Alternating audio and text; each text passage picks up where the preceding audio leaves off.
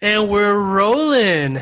Welcome to another episode of Unemployed Commentators. You already know who we are, but we like to introduce to you Ian, aka S-Train, from the group Loco-Motive. Choo choo! Welcome, Ian. How you doing? I'm good. What's up, boys? Thanks for having me. You like that introduction? Yeah, that was nice. That was nice. If I were to come out in a WWF arena, that's how I want to be announced, just like that. Dude, I just hope you guys continue to blow up where you don't have deadheads, you have choo-choosers. Oh, wow. Yeah, Can I trademark that right now? Go ahead. Please put it on a t-shirt, man. Oh man. Gotta start a hashtag right now. Choo-choosers, man. I wish rap had more rabid fans like that. They're like, no, we travel with the group everywhere, dude. Like fucking rap roadies. I mean, they are, but it's not as I mean, if you have a hippie fan base, that would be it's different. It's way different. It's like a professional blunt roller or something. Yeah. Right. You know what I mean? Yeah, doesn't Snoop Dogg pay his blunt roller $70K? Yeah. They're way more sane, dude. You'd have dudes who are like, dude, I just carved Slayer into my arm. Yeah. I manage a dispensary, and the thing is that I was thinking to myself, damn, actually, if you make it in the industry, it's you being a personal blunt roller for an artist. That's true. Is that where? I mean, I hope not. I hope comedy takes me somewhere, but I can make some dope ass blunts too. I don't even smoke. A little bit of both works out. So Ian's been rapping for years and years, and this new project. You want to talk a little bit about it? Sure. Yeah. It's me and my homie Vic. Goes by Vic Sentinel. He makes all the beats. He also raps. Half of the time we're a group. And our latest song, he raps all in Spanish, which is fire because I don't know any Spanish. So he could literally be talking shit on me the entire time and I have no idea. But I think it's fire that, he can rap in Spanish, English, and yeah, combine that with, I think I've been rapping for 10 to 10 years-ish. Damn, you're a black belt. Yeah, I was gonna say. I don't know about that. You're about a decade in now, yeah. Yeah. Yep. Sure. And it's been a fun little project, and it's nice to collaborate with somebody for sure. So we're real happy to have you because I think you've been in the Denver music scene for years and years, and I mean, I think the rap scene here has been something that I've seen kind of grow the last kind of years, and it's been kind of cool to see you grow with it too. For sure, yeah. I mean, with people like AP and Trev Rich and Way, I mean, there's so many people, and Jacob Campbell, there's so many people that are crazy talented and doing big things. And a lot of stuff happens behind the scenes, people are writing for major players in the game and stuff like that. So hopefully we see a boom soon. I think it's going to happen really soon. Yeah, I met so many great artists like Jason Martin as well. I don't know if you know who he is. Okay, no. No, he's a crazy artist, really great. He has that R&B / rap sound too. Nice. Yeah, Denver's going to have that explosion pretty soon. Yeah, I think so too. Speaking of shitty rap scenes, Chicago. We have Ian on here today. We're watching the Chicago Bulls versus the Seattle Sonics, the owner of Macklemore. by the way, came from that city. Fun fact, Chief Keef and Macklemore were both kids during this NBA Finals. Bro, if they fought, though, I'm taking Chief Keef's side for sure. Oh, yeah, dude. He's going to raise the murder rate in Chicago, no doubt, dude. Are we watching the game right now? We're about to. Oh, okay. I'm doing my segue. Very professional. Yeah, for real. The 1996 Chicago Bulls versus Seattle Supersonics. You know they're bringing that name back, right? Are they really? They're trying to. Kevin Garnett's trying to buy the Minnesota Timberwolves so he can make it into the Seattle Supersonics. He's going to move them from Minnesota? Yeah. You got to link this article because that's crazy. Yeah, I know, dude. I'll link this article. Actually, we'll find it and we'll post the link on the bottom of the video. I think the most baller shit he could do is buy the Thunder back and then move them out. No, dude, he's like, fuck Minnesota, bro. I'm moving that bitch back in Seattle, bro. Is he that petty? Yeah, bro. Man, Kevin Garnett? Absolutely. That man is a savage. Yeah, bro. No one hits their chest that hard and not be petty, bro. Who's more petty, him or Jordan, you think? Oh, dude, Jordan's so fucking petty. Yeah. Jordan's petty. Absolutely. Didn't he bring like a high school like teammate or like someone from high school to his Hall of Fame to like gloat to him? Holy shit. Wow. That I don't know. Yeah. I've never, wow. Yeah, dude.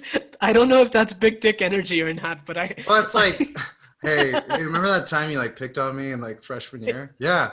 Well, you want to go to the Hall of Fame meeting and watch me get inducted? You little bitch. Bro, I think for us comedians, what we can do for that, instead of we'll trick people saying it's our comedy roast, but we're actually bringing in the old high school classmates of ours and just put them on the roast and we don't get roast.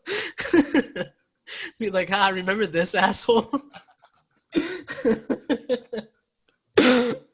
Oh, like, no, I don't remember that asshole. I'm rich. I'm rich. So are we watching it right now? We're about to. You want to get into this? Let's get into it while we talk shit. Yep. So if you guys have been listening so far, you realize that most of the time we have zero idea what we're talking about. Hopefully Ian can bring a little bit more expertise, having played basketball up till high school. Right before this, just to prep for this. Worked on my hook shot. From the streets. Right.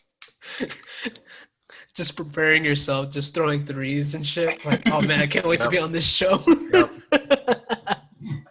So, as you can see, in 1996, they're very good with,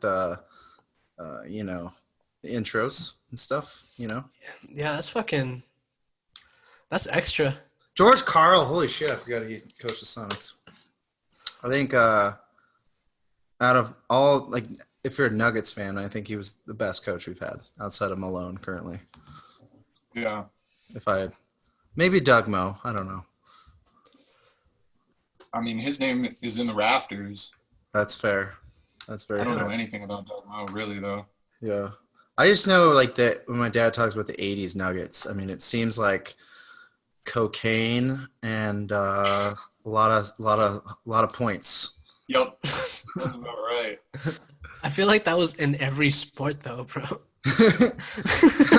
Yeah, Like, our baseball episode, we talked about drug use in sports, and I'm kind of thinking that maybe cocaine is also.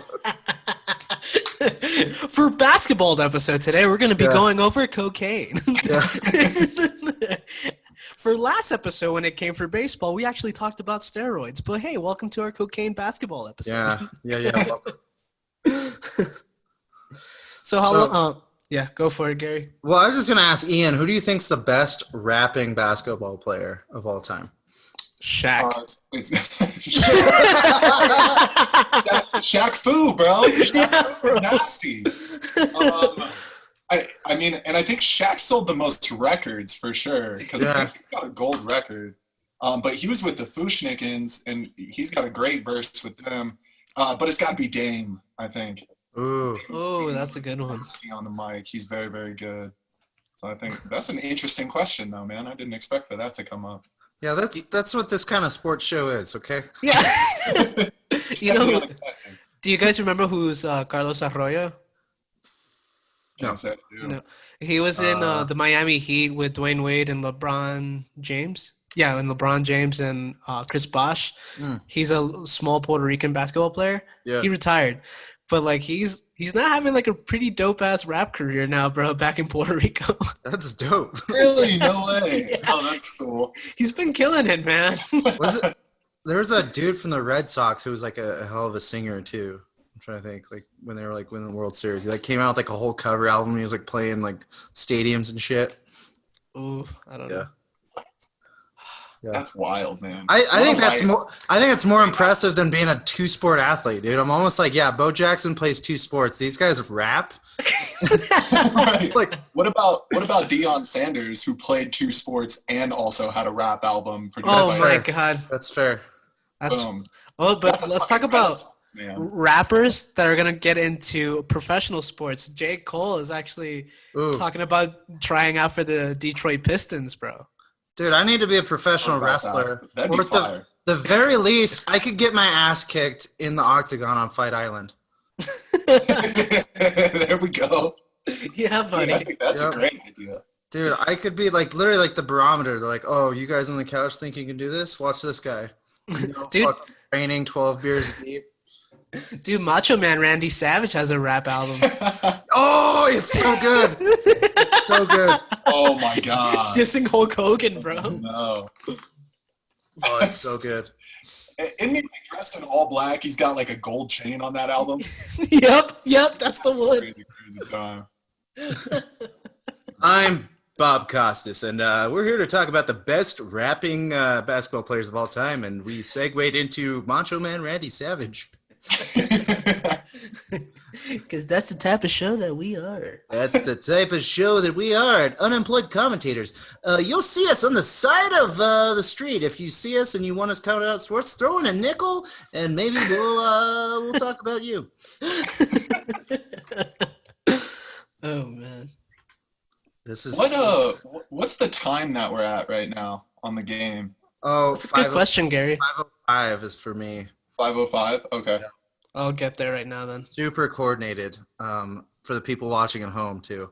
We're super coordinated. So this is fireworks. I'm seeing some. Yeah, fireworks. yeah. Because like that stadium inside, folks, that's what stuff used to look like pre-coronavirus when you were allowed to go to stuff. Remember that? There was people next to each other, and if you bumped into them, you'd just say sorry. And it wasn't sexual harassment. No. Oh man. Canceled. Dude, that Chicago rap sucked during the 90s. Chicago rap? They had Common. Common was fire. That's but he's not Kanye. Is he on the presidential ticket? No. I don't know, but I'm so voting for him. I'm so voting for him. I love Common. I'm just shitting on Chicago rap right now. Like Denver has like very few. We're like Chicago's like a hub. I have no room to talk shit. I could be like, yeah, Chicago comedy sucks dick. Who's actually coming out of Chicago? Bill. Who? Really, everyone. Yeah. Right? Bill Murray. Who? Chris Farley. Who? T.J. Miller. Who? Who? Pete Holmes. Who? Hannibal Buress. Who? Dude, and it's funny because T.J. Miller literally left Denver to pursue comedy in Chicago. Yeah, we got Tim Allen and Trey Parker and Matt Stone, baby. Yeah, there we go. And Pam Grier. I mean, she's not a comedian, but we do have Pam Grier. Yeah, and Don Cheadle. And Gary Miller and Giancarlo, bro. Yeah. I don't claim Denver though, dude. I claim like Wyoming. I claim the streets, dog. Nice. Ian's like, what? Wyoming? You're not from Wyoming. I'm Cheyenne. Whoop whoop. Oh man. Oh man, have you guys watched the videos of this guy named Superhuman? No. Okay, you guys really need to take the time to find this guy's Instagram. His name is Superhuman 1234567 8. That's his Instagram name. And all he does is jump on like microwaves, like doing diving elbows on microwaves. Oh, I've Oh no, I know this guy. Yeah, for sure. Yeah. I've been scrolling on his Instagram page like all fucking day today. And before he jumps, he's always like, woo woo. Yeah. These are for my juggalos and juggalettes. Fuck this shit. Yeah. Yeah. Oh man. Yeah, that guy's fire. between him and like Warak, those are my two favorite people on the internet right now. Me too, man. Fuck I've been trying to get Master Ken to do a video with Superhuman, bro. Oh, dude, that would be terrific. For I feel real. like he'd be out of his element so hard, though. Yeah. Like Michael Jordan playing baseball. Oh! Bro, by the way, though, do you think he doesn't even consider it comedy? That if we were to like group him with Master Ken, and he's like, "Oh yeah, you do comedy, right?" He's like, "No, I take this shit for serious." Like seriously, dog. 100%. Whoop whoop. Whoop, whoop, whoop, whoop. Whoop, whoop, whoop. Ooh.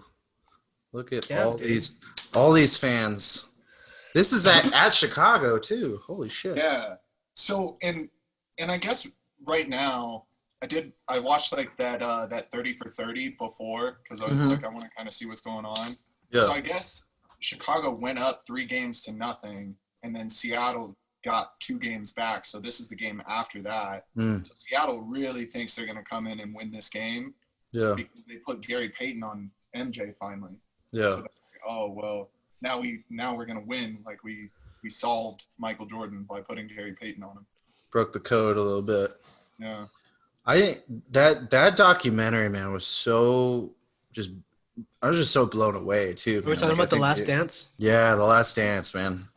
I think it's like watching these, like you have a different perspective. Or like when I watched the '97 Super Bowl for the Broncos too, having read like Romanowski's book, I was like, holy shit, there's so much behind the scenes. Yeah.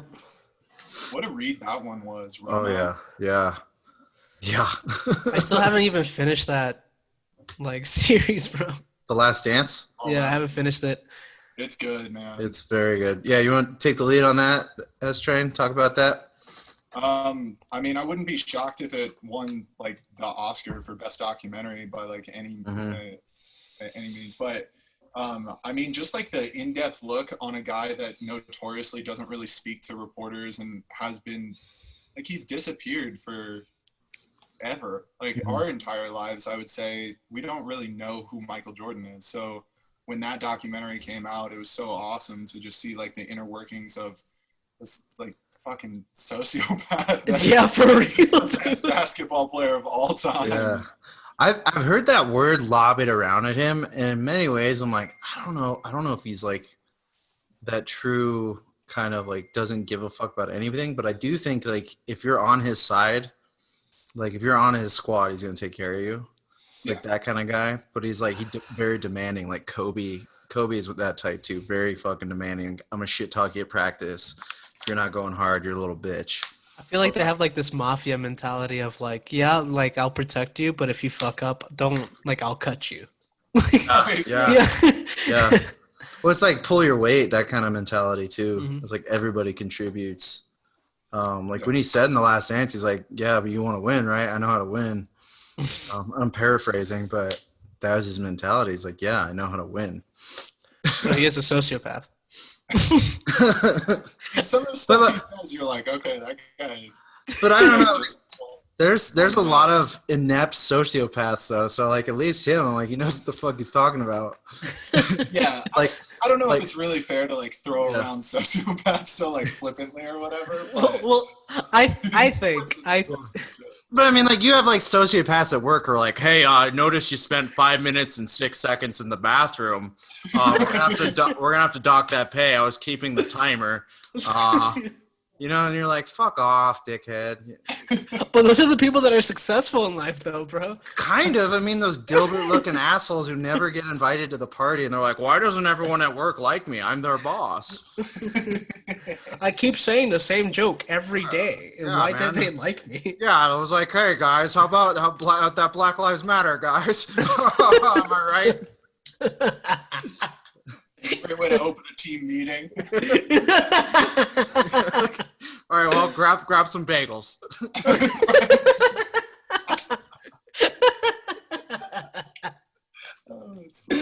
Oh man. But I feel like most champions have like that sociopathic like mentality though.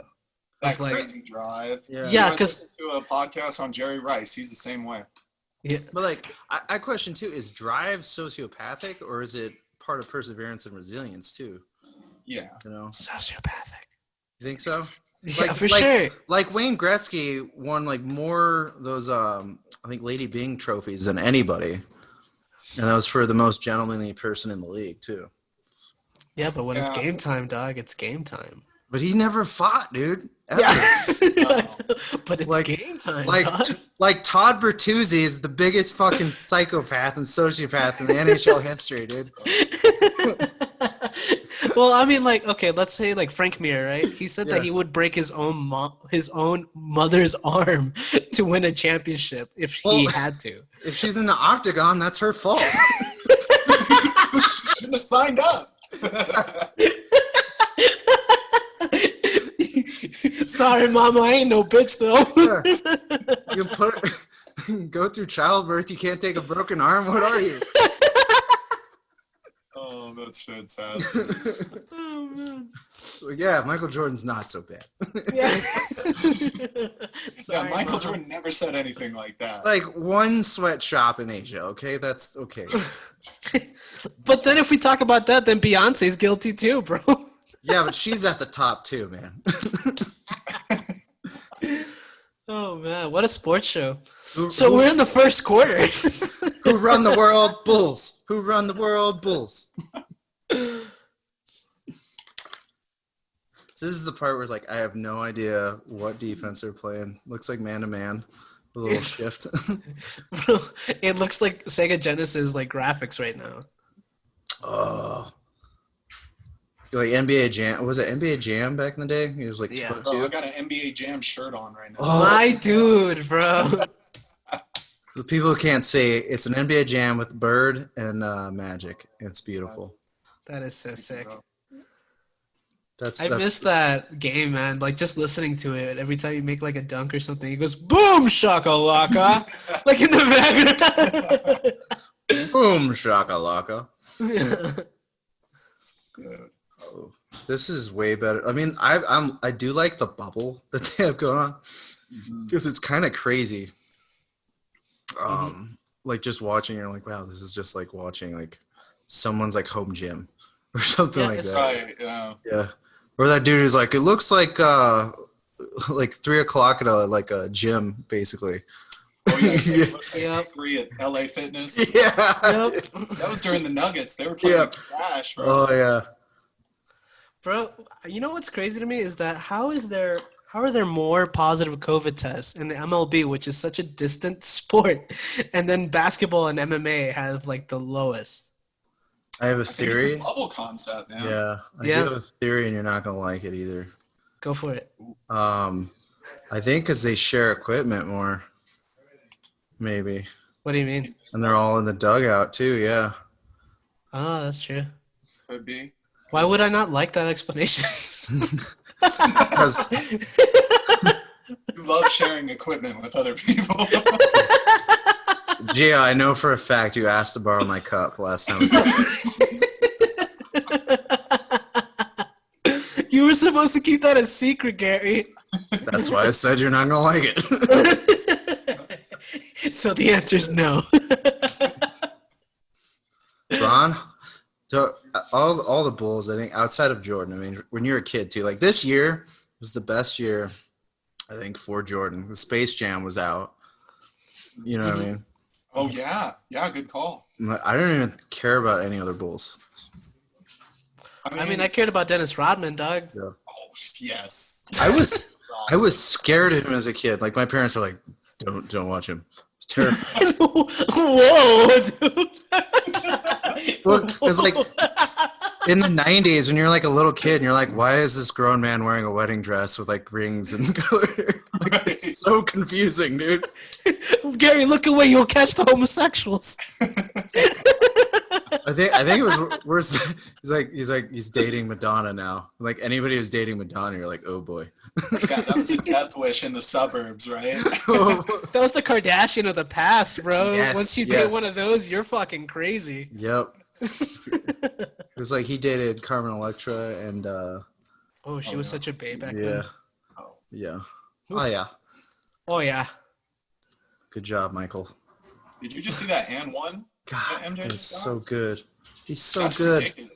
He's so good. Left hand and right. See, like, how can we get a cease and desist if we're like, Jordan, you're so good. We're bringing this to a new generation. They'll buy all your shoes. I didn't call you a sociopath. I meant genius. I meant genius. You're a genius. I meant sociopath. I'm sorry, Gary. Just clarify. They're gonna just send us one right shoe. Hey, speaking of sociopaths, Gio, your profile picture is from somebody on Facebook. Yeah, I'll show it to the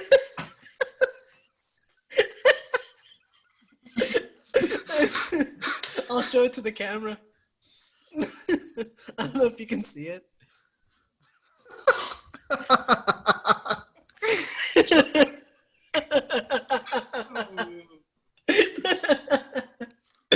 Oh man, I'm gonna lose so many followers after this.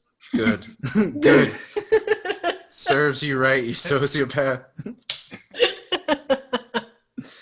Bro, I have that champions mentality with comedy, Doug. If you talk about my friend Michael Jordan like that one more time. Okay. Oh fuck. I was gonna mention that to you before we started the show, and then you reminded me. Very proud of you. Thanks, man. You're like my Scotland Pippen. That's what you are. Hell yeah, man. Scotland.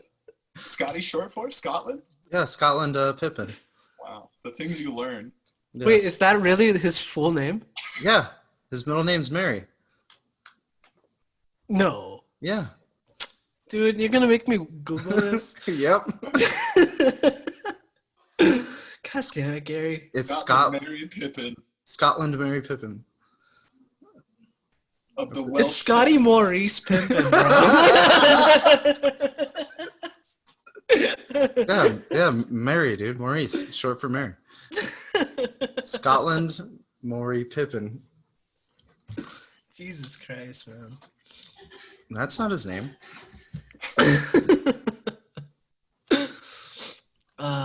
You know what's a lost art in the in basketball nowadays? It's like the mid-range jumper. Oh like yeah, back dude. in the day, people used to take that mid-range jumper all the time. Now, if you take it, everybody misses it because nobody practices that. It's threes and dunks, man. Yep.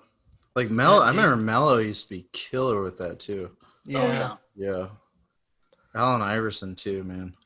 Well, yeah, dude. I think mid-range jumpers, you're not gonna get a shoe deal like that. Like, who wants to like have a shoe deal with this simple if you just go in like with a mid-range? Yeah. Nobody wants a fundamental shoe. I agree. Tim Duncan never got a shoe, bro. Yeah. Oh. Yeah. The Steve Kerr ones. Yeah. Like, I think, oh man, Steph Curry just changed it with the way they shoot, man.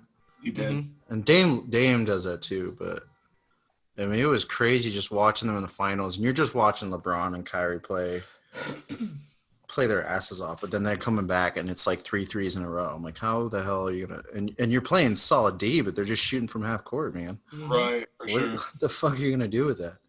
It's crazy if you walk into a gym nowadays to, just like watch kids play basketball or whatever, or play basketball, whatever. Like you just see everybody putting up threes. Yeah. You know, your local gym, whatever. That's all it is. Everybody's just shooting threes. Yep.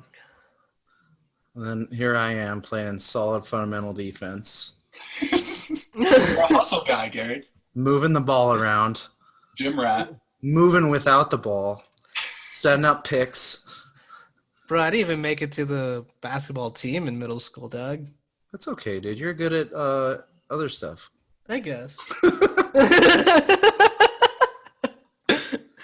Dude, I just got friend zoned by Gary, but with sports. Yeah, sorry. Can't sit with the hot girls anymore, dude. Sorry. Yeah, it's all good. Ooh. So you guys slide in the DMs. Just like, you want to join my basketball team, dude?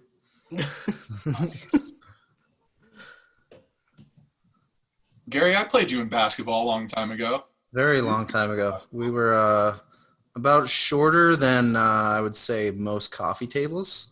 When we played against each other. Yeah. Oh, Well, are you guys the same age? yeah. Yeah. Oh, wow. You look way younger, dude. Thank you. Not you, Gary.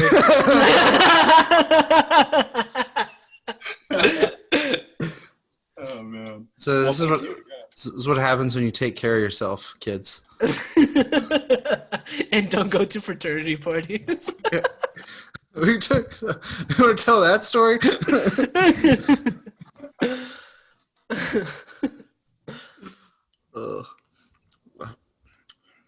And George Carlin always looked the same. Right? Jeez. I just call him George Carlin. Yeah, I was like, the comedian?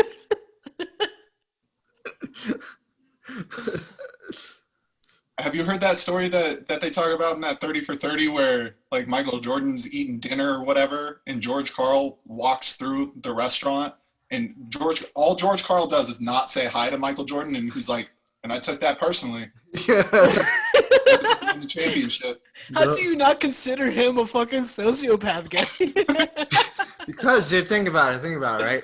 You, like, know somebody, you're like, oh, yeah, you can't fucking say hi? Okay.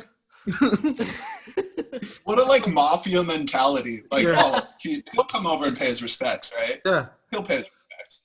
And then it's like, Well, like, that was, I heard from Jalen Rose, like, the night that Kobe scored 81 on the Raptors, he ordered a martini with 81 olives. Jesus Christ. oh, so good. Oh, man. That level of petty is wonderful to have in sports. It was like that shit, like 50 Cent. They're like, listen, I don't know, like I understand why you got shot 9 times.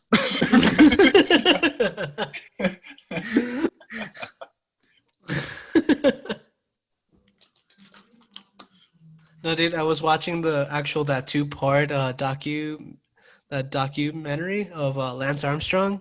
Oh, yeah, that's a good one. Ooh, that was a great one. Yeah. And I didn't know how much of an asshole he was. Yeah. That's why he won. Dude. I like how not only was he like the best cyclist or whatever, but he was for sure the best like doper. Yeah, for sure, man. He just had like a great system for everything, you know. He was, but That's why everybody got mad, because we did it better than them. We're the best at doing drugs. Yeah, I think now it's Brazilian MMA fighters that are doing it the best, bro. Have you seen Paulo Costa? Yeah, dude, he's I like what Israel Adesanya said about him, dude. He's the Ricky Martin. He's a blow up Ricky Martin. oh man, they're fighting next. Yeah, that's the next. Ooh, it's gonna be so good. I'm excited about that one. Both of you guys have backgrounds in fighting, yeah? Yeah. How do you feel about like the like physicality nature in basketball?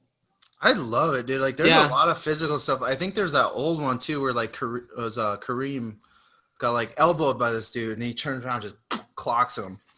Right. Yeah, like I think basketball, like, it's one you got to regulate a little bit, but also if you get physical, like refs, I think that like refs will call some shit, but they're gonna let a lot of shit go. Mm-hmm. You know, For sure. I like the athleticism, and I think an athlete like LeBron right now could get into another sport. Like if LeBron was to get at least one good base of martial art, he would be at least killing it for a little bit Yeah. because it just takes a freak athlete. I think like basketball is more physical than it looks. 100%. Absolutely. So like you have no pads too, playing on a hardwood floor. You're gonna get some bruises and shit too. Yeah. That's an interesting point about LeBron. I think he might be the most transferable athlete, like to any sport. Yeah, for I sure. could see him playing baseball if he wanted to. Even football if he wanted to. That fucking strike zone. It'd be like Aaron Judge, dude. Yeah. Dude, and it's true. Like if you tell LeBron how to use his hands and know how to like defend wrestling, he would be a killer heavyweight fighter because it doesn't really take much in the heavyweight division. Yeah. I feel like that's a huge difference when you're having like the Jordan LeBron debate. Is LeBron is just this like physical specimen that is unlike anything that we've really ever seen. Whereas Jordan is not that guy. Jordan is a basketball player who tried to play baseball once. His hands, though, for sure. Like Jordan's hands. Oh yeah, unreal. Like him and Kawhi have like very similar hands, but so like this is so big across. I think what separates LeBron and Jordan though is mentality. Probably. For that. Yeah. Yeah, like I think because Jordan, he was not really a gifted basketball player. He was just the hardest worker on the court. And then also, I think in my opinion, I think LeBron is like heading there to be the GOAT. But the thing is that what's missing is the accomplishments. It's like a very competitive like seasons that he's been competing in though, compared to what Jordan was competing. I don't know. There's a lot of legends both ways though, dude. Like I think the mythology of both, like you have to look at the story of it. LeBron has been like since high school on the cover of Sports Illustrated. Yeah. The whole mythology. When he was at St. Mary's. Yeah, like the mythology of Jordan was this guy didn't make his varsity team his freshman year, had a growth spurt, worked his ass off, and continued to work his ass off through UNC for years and years. Where like even when people were like, why didn't Portland draft him and draft Bowie? They're like, because nobody knew Jordan was going to be Jordan. No, yeah, absolutely. And LeBron was like, this kid's going to be good. And he's lived up to every expectation and then some. Yeah. Do you think his hype killed like a lot of people's view on LeBron? I think 100%. I don't know. What about you, Ian? I mean, I think a lot of people were like, this kid better be winning like 8 titles or else he's a failure. Yeah. Sure. Yeah. I do think everybody expected him to be the best since Jordan, right? And he pretty much has been. I think his move to the Heat makes people hate him. Yeah. And also, people have that comparison of like, or that saying of like, Jordan never won without Pippen, right? But LeBron lost with D Wade to Dirk Nowitzki. Yeah. And I think that's like a huge thing when you have that conversation. People hate that he went to the Heat. And when he lost with the Heat, just don't ever let him live that down. That's true. There's a lot of detriment. They always bring up like 07, he got swept by the Spurs, you know. Right. You know, losing to Dirk, and it's like one of those things. Like I think the other night, some dude was like talking shit about Luka Doncic too. He was like, "Shut up!" Such a stud. But it's like he's like, "Shut up, white boy," and it's like, dude, I think the league more than anything, they hate when a European player shows them up. Yeah. Oh yeah. Like, and Luka's bad, bro. Yeah. He's a bad man. Yeah. He's good. I think he might be the next big thing in the future for sure. Yeah. I think Paul Pierce says that he's the most athletically gifted basketball player right now. Yeah. And that's coming from Paul Pierce. Jordan back in the 90s even talked about Drazen Petrovic. He was like, that guy's one of the best guys I've ever played against, dude. Yeah. So, I mean, there's a lot. I think there's a lot to be said about, like, the culture of basketball in America, too. Because American basketball, like, when we lost the Olympics, it was like, how? Yeah. That was like we say, like, we're like, football's our passion, dude. But, like, I think this is our pride and joy because we invented it here.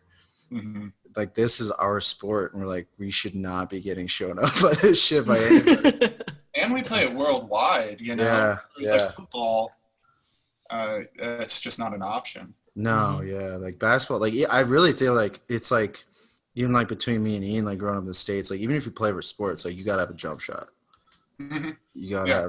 gotta know it. Like in Indiana too, man. Like you could do anybody there. Like you talk to any fucking like 4-time state wrestler, and they're like, yeah, I can play basketball too. Yeah. It's fun, yeah.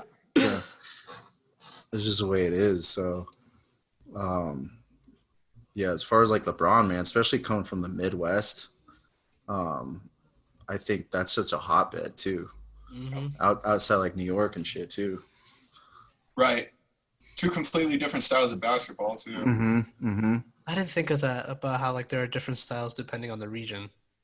Yeah, I mean, Yeah, there's New York's very like dribble drive. yeah. And the Midwest is you gotta have a jump shot. Damn. And like coming from high school to NBA too, and that's so much pressure. Like you talk about Kobe and Garnett and LeBron too, man. Like when they get to the NBA, I mean, they're still boys in many ways. And they got to learn right away and just like how they right away. And that's the one thing I would say about LeBron versus like Jordan. I don't think Jordan could have came out of high school and No. been He Jordan. played 4 years in college. Yep. Yep. Yeah, I definitely agree with that. My dumbass thought that Carmelo Anthony was going to be better than LeBron James because he played that 1 year in college. How would you? But how would you not? That rookie year, there was like almost identical. We go to the playoffs too. Yep. And I mean, he won the national championship with Syracuse. Yeah, I mean, So I really thought, I was like, we got the guy, And Yeah. we did. I mean, we got a great basketball player. We got the best player available at that time. I mean, dude, we could have had Darko Milicic, so thank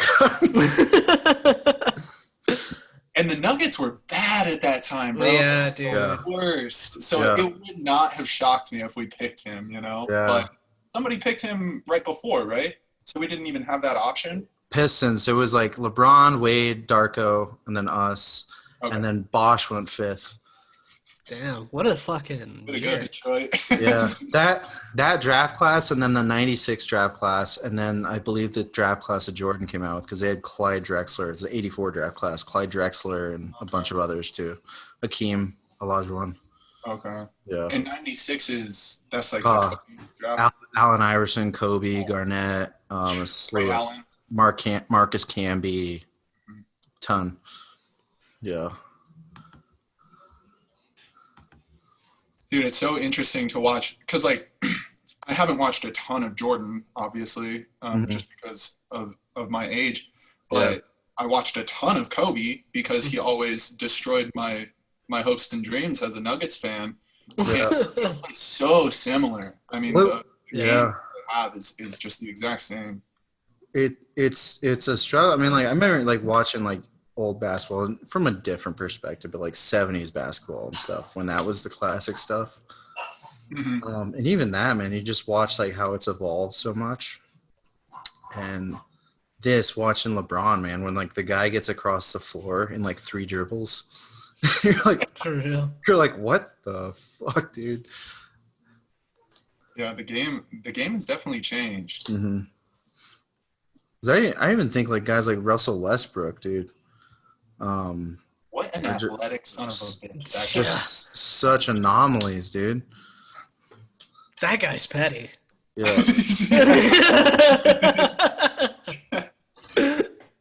Bro, when Kevin Durant left and he went to, I think, Golden State, they were literally in the same, like, I think, dining room. And Russell Westbrook looked at him and just looked away and kept eating his food without even saying hi or anything, bro. Didn't pay his respects.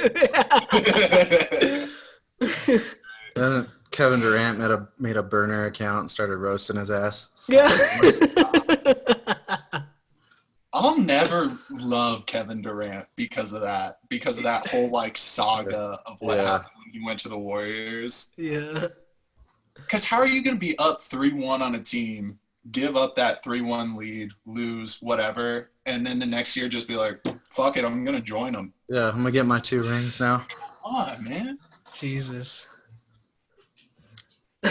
That is kind of like, I would be kind of petty as Russell Westbrook too if that was like what happened to me too. Oh Oh yeah. I will say, like, that is, again, like, we can go back and forth with Jordan. Like, that's one thing with Jordan. He's like, I want to beat everybody. Mm-hmm. You know, like LeBron was like, he'll be at, like, you know, that's the thing. The joke about LeBron is like, he's like, we're gonna team up. You know, like we're like, hey, we should play together. That'd be a good time. You know, and like like with the Olympics, Jordan was like, I loved it because like the '92 Dream Team. He's like, I got to know everybody's weaknesses. Everybody else is just having fun playing golf. Yeah. You know. Yeah, that's what they did filming Space Jam too. They built him like this state of the art like rec center, I guess, and they would bring like all the all-stars to play. And this is right before this season, so he had just come off that baseball time. Yeah. He brought all these people in just to learn their weaknesses.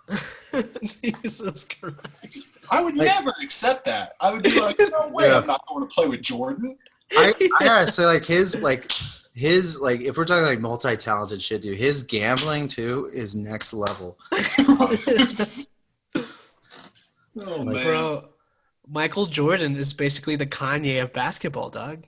Multifaceted. Well, shit, with his racing company too, maybe shit. Yeah, dude. Yeah. Between him and Joe Gibbs, dude, I'm like, way to transition. Bro, we're gonna get so canceled just for me saying that. I don't care. I got your back. Thanks, dog. I think it's funny when you hear stories about like these people's like sleeping patterns. Mm-hmm. Like, I mean, Jordan would play like a full game, then lift, then drink and gamble and smoke cigars, and then like wake up and play golf and get like 3 hours of sleep or whatever. Yeah. And that's like during the playoffs or something. I remember I was in high school and we had Darius Watts from the Broncos come talk to us. And we were like, well, who's like the best leader on your team? And he would talk about like the guys you would think you'd talk about that time period. It was like really like Jake Plummer. And then we're like, who's the worst leader on your team? He's like, Al Wilson. We're like, why? He's like, because that dude will be at the club until 5 a.m.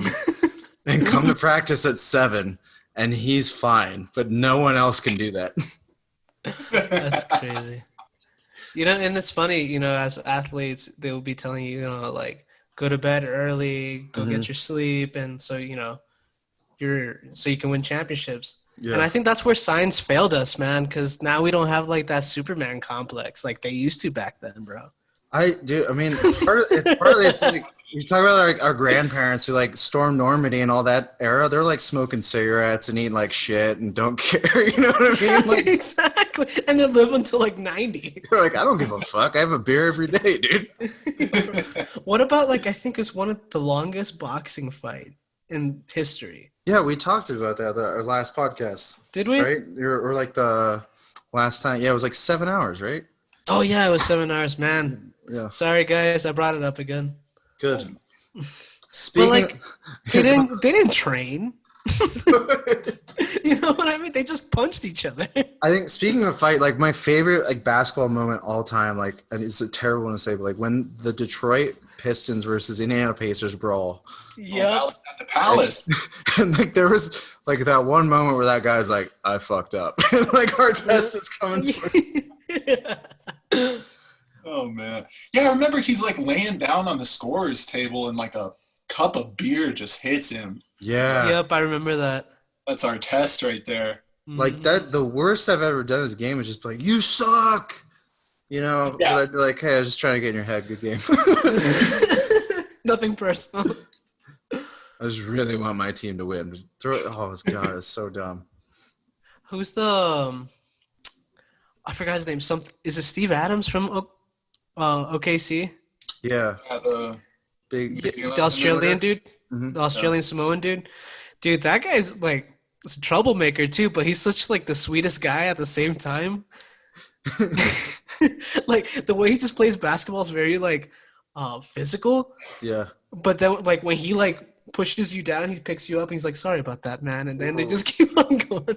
Question: did you guys just watch that fucking pass to Rob? Yeah, man, that Jordan pass. My God. Yep. Bro.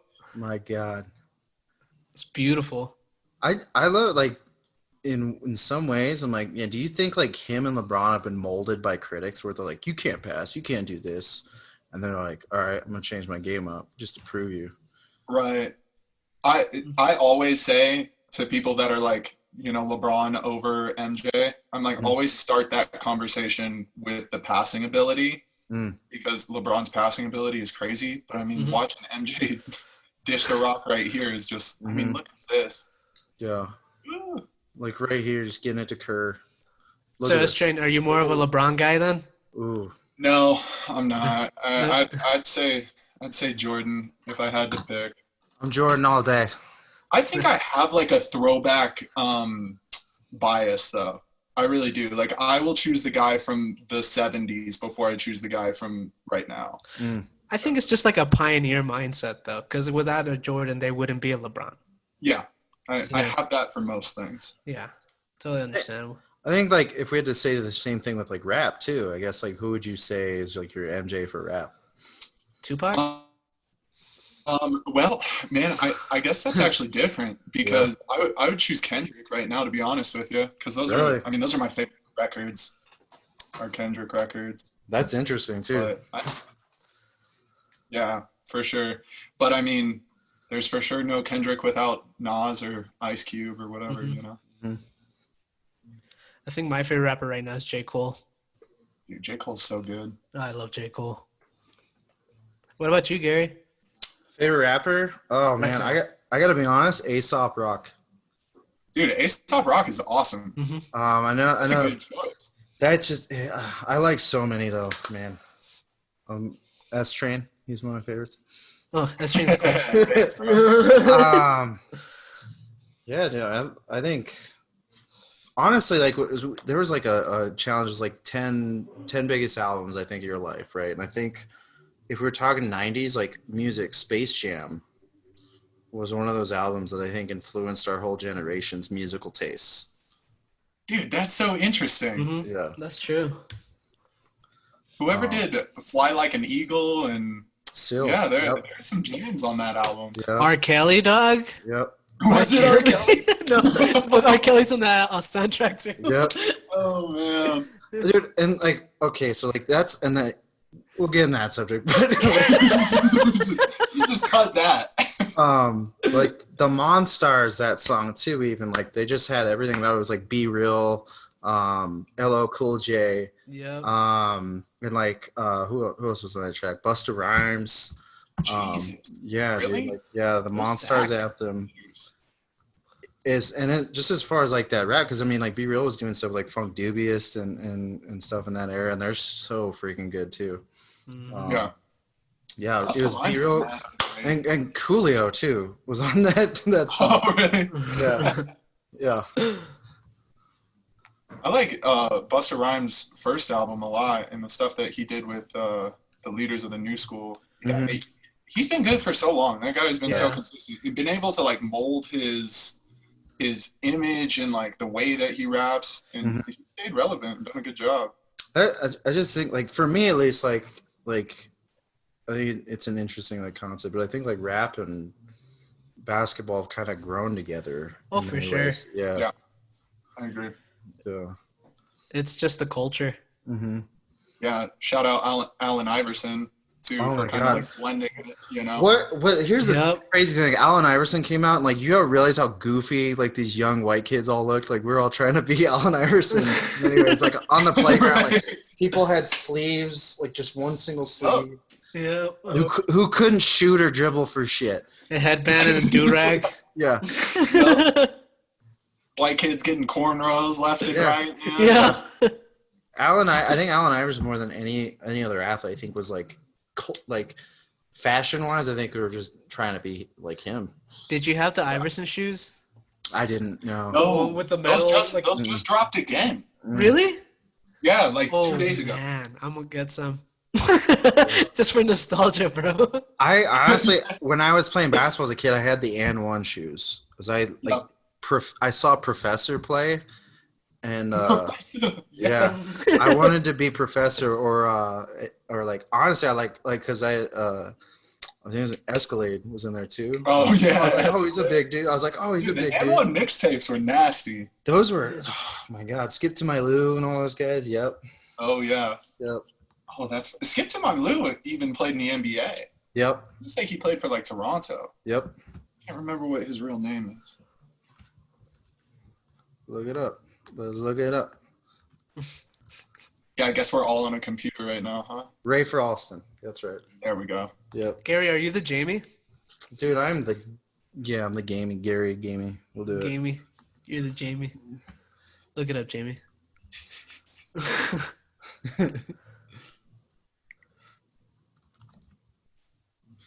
Ooh, baby. Yeah. Yeah, that and one live too. I mean, like, yeah, basketball is just, it's as American as like apple pie. When they're like, American is apple pie and baseball, it's like, dude, basketball is just as much, if not more American in many ways. For sure. You know who's also American? Who? Because we're going to get back to this. R. Kelly, dog. So what were you going to say about R. Kelly, Gary? Like, Oh very unpopular opinion, but I'm like, okay, monsters make great music, dude. Yeah. no. And I can't, like I'm listening to Michael Jackson, Gary Glitter, R. Kelly, like. Whoa, man. That's a bad playlist, bro. Yeah, but I'm like, dude, they're amazing songs, dude. Like, Sounds like a Catholic church's backyard, dog. dude, well, like, yeah, if you want to get into that, like, Cancel. they're like, dude, you can't listen to that song anymore. I'm like, it's the artist. Okay, I can separate the artist as a monster, but this is a banger. Right, yeah. Oh, man. But you're going to tell me Ignition isn't hot? Yeah. Dude, like, you were conceived to Ignition. Shut up. Or what was it? Stuck in the Closet? Yeah. It was like the Ooh. 17-minute music video or something. It was so good. Like, if you watch that whole series, it's like 1 through 40 or some shit, dude. Like, it was like 40 episodes. It's so good. Back when, like, a hip opera was, like, I think the new thing they're going to try. Mm-hmm. Yeah. Oh, hip opera. Oh, okay. And I can't let that go without saying, like, that Isaiah Thomas, like, ad that just went out there at Prudential. Was anybody else noticing that? I was like, are they just trying to throw shade at Isaiah Thomas here? Yep. Dude, he was wearing, like, a Toronto's Raptors polo. Ooh. I wonder if he was working for them at that time. I wonder.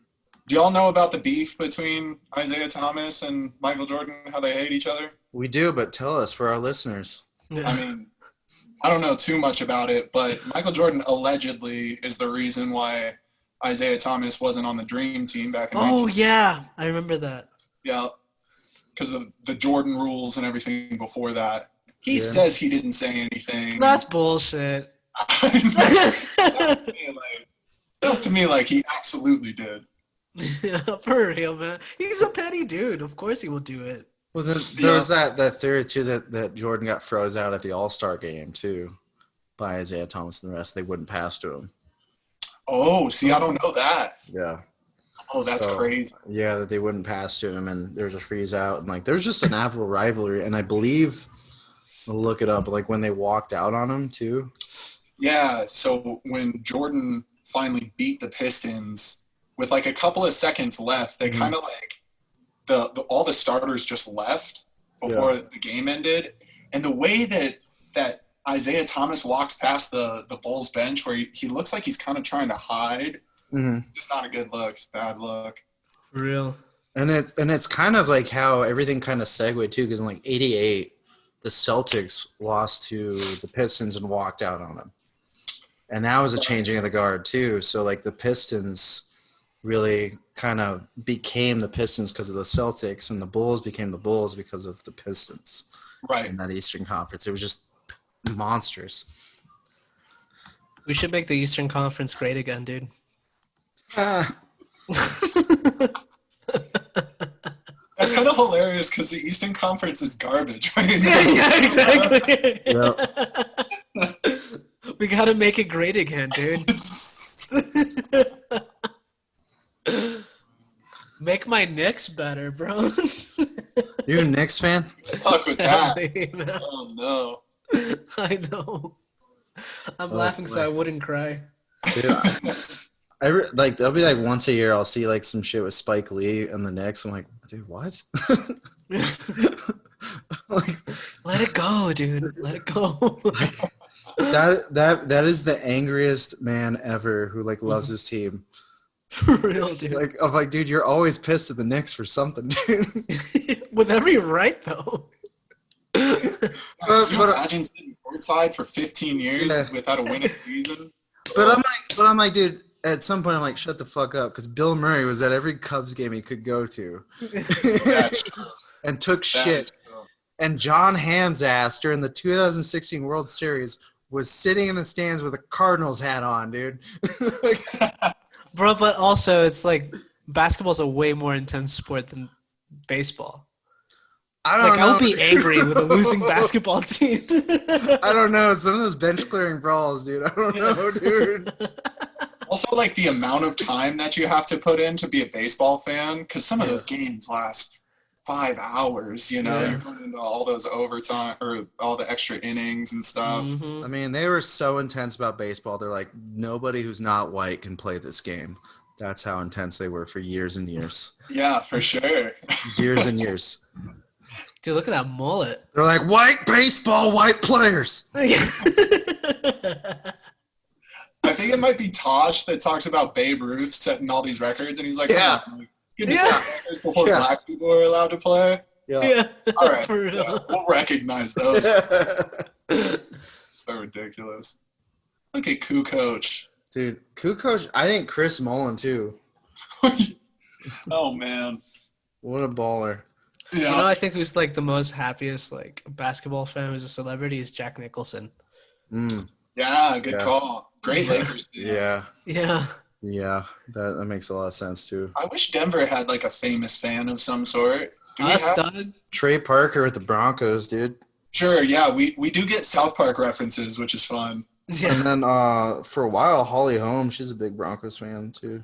Yeah, that's Okay. true. Yeah. Albuquerque's Holly Home. And then, like, was it Selena Gomez is a big Spurs fan? Okay. Okay. Yeah. Like, oh, Just a okay. big Selena Gomez fan. It's like, just tipped all my cards right there. Like, dude, what kind of music do you listen to? I don't know.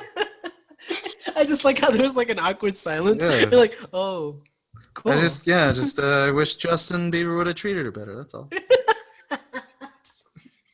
Who's also a Lakers fan. Oh man. Yeah, go Spurs, I guess, man. That's great. Nice, dude. I dated a Vikings fan once. How was that? It was kind of fun. Her team sucked. It's fun when the Vikings lose. There we go. I know. I think it'd be tough to date someone that's like the fan of the like most hated rival for your team. Like if it was like the Red Wings or the Raiders for me. I think it would be like a fun relationship because like my current relationship, she is like not a sports fan. Ooh. That's why you started this podcast. Exactly, because Gary's my podcast girlfriend now. Oh, that's funny. Oh man, that's that's funny to me, Gio. That's very funny to me. I like that. Thank you. Love you, sweetie. Thanks, babe. Love you too.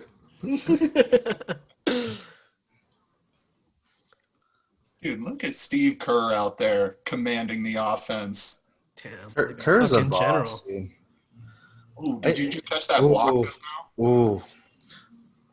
That's kind of the thing where it's like, this is clearly like designed offenses and stuff, like how you run, but like to me, it just looks so improvised in many ways too. Mm-hmm. Yeah, I've never understood that level of basketball. Mm-hmm. Like I know you're calling out plays, but like I don't understand when things break down. Like I don't really know what the triangle offense is. Yeah. Well, like how they're like, just go like, okay, so when LeBron and Jordan were talking about like the X's and O's of it, and I was like, holy shit. Yeah, they see it like almost like a math problem, like formulas. Mm-hmm. As we see it like hoppity and passes. Like, Yeah. Yeah. In like many ways, dude, I'm like, dude, I wonder if you like with like how people are kinetic thinkers sometimes, and like they don't do well with like different problems. I'm like, this is like a game that like I feel like a lot of people who are kind of that inclined could figure it out too. Hmm. Yeah. You know? But it's also, I feel like hardcore fans would understand the psychology of it better. Yeah. As like I'm a casual fan. Like if I can see a play and I'm like, oh, that's a good shot. But there's some people that are like, oh, if he does this, this, and that, and this, and this, then I think he can make that shot. And it's Mhm. just like, whoa, what? Yeah. I want to say you guys talked about something similar on a previous podcast where you guys were talking about MMA, where like they were talking about how it was like cockfighting or whatever, but it's like if you really know what's going on in there and Mhm. you know the inner workings of the mind of the fighter, Yeah, Yeah. then there's so much more to look for, you for know? sure. And that's why, like, I really enjoy doing this podcast because I'm looking at the way I look at MMA. Like, I'm trying my best to look at other sports the way I look at MMA. Mm. Because Yeah, it's like, oh, there's this psychology, this strategy of it. Like, every sport is a chess game if you look at it right. for Mm. sure. Absolutely. That's interesting. Um, so I think I'm trying to think the guy who used to write articles. I think it was like Fox Sports. I think his name was Charlie Rosen. Do you remember him at all? I don't. Yeah. Like I just remember like reading articles and he'd like explain like the X's and O's in writing to me, and it made way more sense than any coach ever yelling at me. It was like, because he would just like talk about like the pressure, like playing like low in the post, so, like how to like feel pressure and where to roll off of, and like how to fill people in the behind you. And I was like, oh, interesting. He's like, yeah, when your elbows, like when you feel an elbow place like here, how to roll off of it, and like he was like talking like what makes like all these post players so great. Mhm. And yeah, I just remember reading that and I was like, that's very interesting. Like these people, how in depth they are with it. That's For cool. real. Mm-hmm. I like how Akeem Olajuwon has had like his little post camp for like decades now. People still go work out with Akeem Olajuwon because work in the post is like something that people just don't get. Mm, And then yeah. go down there and work with him, I think in Houston, and they're a whole different basketball player. Like I want to say Kobe did it, LeBron definitely did it, Mm. because he was just the best. It's like Von Miller's like pass rushing summit that he does too. How cool is that? Yeah, I love that he does that. yeah. I think that's really interesting. Like watching game film of him, like that's a sport I get from like that X's and O's angle too, Hmm. and like how he times up shit too is so fucking smart. Yeah, Yeah. that's a great football player. Mm-hmm. He's being a great basketball player. We have not talked about Gary Payton at all. Great first The name though. glove. Yeah. The glove, dude. That was one of the best nicknames of the 90s. The glove. Yep. The The glove. 90s had good nicknames. Yeah. Everybody now is just their initials, you know? What was because AI was he had a different nickname too. It was the answer, right? Yeah.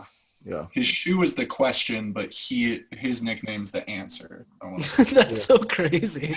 Shit confuses me every time, bro. Yeah. He was nicknamed the answer. Okay. Yeah. I want to say he also had a shoe called the answer, but his Yeah. like famous one is the question. Which is mad confusing. Wait, are you the answer or the question? Both. Both, bro. Both. I mean, like shit. Michael Jordan, Air Jordan, Yeah. His Yeah. airness, royal airness. Akeem the Dream Olajuwon. That's a good one. Yeah. And then Robert Ory, Big Shot Bob. Big shot, Bob. Mhm. Bro, that sounds like the cross-eyed cousin that goes to the cookout Ooh. that no one talks to. Oh, here comes Big Shot Bob. Oh man. Hide the PBRs, guys. Well, like, dude, he's 7-time champion Robert Ory. You know what I mean? Yep. 94, 95, 2000 through 2002, 05, and 07. Dude won with the Houston Rockets, Lakers, and Spurs. That's insane. And I mean, there's a Yeah. reason Big Shot Bob's the name, because I remember when he was with the Spurs, he hit one. Yeah, with the Nuggets, dude. It was like We played them back-to-back years too in 03 and 04, and like Manu Ginobili was just coming in his prime too. Oh yeah, Tore us up. yeah. Can we talk about how great Phil Jackson is? I love that he's called the Zen Master, and he always looks like the angriest fucking guy in all of the fucking Because he's always high on acid, dude. That trip. Yeah, dude. Oh man. He was like 3 tabs away for joining the Manson family, bro. Just leave him alone, dog. Oh man. But you know, like he coached for the basketball team that was next to my hometown in Puerto Rico. No way. Mm-hmm. He was playing for Isabela, which is like right next to Aguadilla, where I'm from. And he started out there before going to the States, back to the States. Great nickname, Phil Jackson, the Zen Master. Yep. That's another good nickname. I always thought it'd be weird to have a coach that was like so like cool, you know, and collected, like a Tony Dungy type, like Phil Jackson. Because the only coaches I ever had just like screamed at me until I cried, essentially, you know. Yep. My coach still makes me cry. This one, Jason Williams, White Chocolate. Oh man, a Jason Williams highlight is a good way to start your day. Yeah. He had some crazy highlights. I Do you love want that to be your nickname, Gary? Nah, dude, I'm not White Chocolate, dude. He's White Chocolate. Like Jason Williams, dude. He was playing with Randy Moss too in high school. They're boys. No way, really? Yeah, they played together. Yep. Their highlights are dope. You look at their high school highlights. It's like Jason Williams doing what Jason Williams done, and then like Randy Moss just dunking it left and right. Yeah, you talking about another guy that's transferable to so many different sports if he wanted to be. Randy Moss is crazy like that. Yeah, he was. I feel like that's like a debate too. If you're talking about like MJ and LeBron, you got Rice and Moss, dude. Oh yeah, that's a great debate. Dude, I love Ray Allen's nickname. Yeah, What is it? Jesus Shuttlesworth.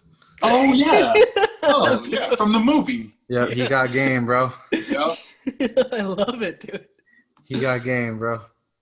Him and Denzel just killing it. Yep. Have you heard about that scene with him and Denzel where they're playing one-on-one or whatever? And in that scene, it looks pretty chippy, and you're like, when you watch that scene, you're like, man, this is looking pretty real.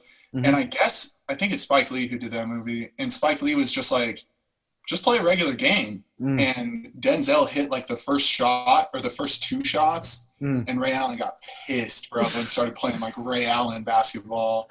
Wow. And when Ray Allen was young, that man was a monster. Like he was dunking on people. He wasn't just the 3-point shot guy that we kind of grew up with.